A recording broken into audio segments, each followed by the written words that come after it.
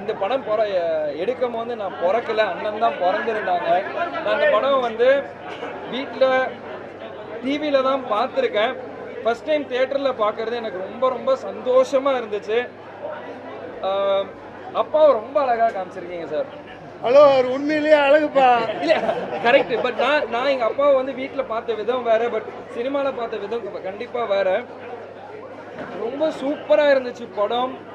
எல்லாரும் சொன்ன மாதிரி அந்த டயலாக்ஸ் எல்லாமே ரொம்ப கேப்டனோட டயலாக் டெலிவரி யாருமே பேச முடியாதுங்க ஐயா. டயலாக் டெலிவரி, மாடுலேஷன் எல்லாருமே வந்து அந்த ஓப்பனிங் ஃபைட்டை ரொம்ப என்ஜாய் பண்ணி இப்போவும் பார்க்குறாங்க. இப்போ இருக்க 2K கிட்ஸாக இருக்கட்டும், அப்போ இருந்த 90s இருக்கட்டும், எல்லாருமே இன்னமும் இந்த படத்தை ரொம்ப என்ஜாய் பண்ணி பார்க்குறாங்க. டைலாக்ஸாக இருக்கட்டும், சாங்ஸாக இருக்கட்டும், ஃபைட்டாக இருக்கட்டும், ரொம்ப நல்லா பண்ணியிருக்காரு சார். நான் இந்த படத்தை 90s எடுத்தாங்கன்னு சொன்னால் நம்பவே முடியாது. ஏன்னா அப்பாவே வந்து இவ்வளோ டெக்னாலஜி, இவ்வளோ கிறிஸ்பான், இவ்வளோ ஷார்ப்பாக எடுத்திருக்காரு. இப்போ இந்த படம் பார்த்தா கூட போர் அடிக்கலை. என்ன இப்போ இருக்கிற ஹீரோவாக கேட்டிங்கன்னா இந்த மாதிரி படம் இன்னும் நிறைய டைரக்டர்ஸ் எடுக்கணும், இந்த மாதிரி இன்ட்ரெஸ்டிங்காக கொண்டு வரணும்னு தான் நான் ஆசைப்படுவேன். ரொம்ப வருஷம் கழித்து அப்பாவை ஸ்க்ரீனில் பார்க்கும்போது எனக்கு அழுகை வந்துருச்சு. என்னால் அதை கண்ட்ரோல் பண்ண முடியல.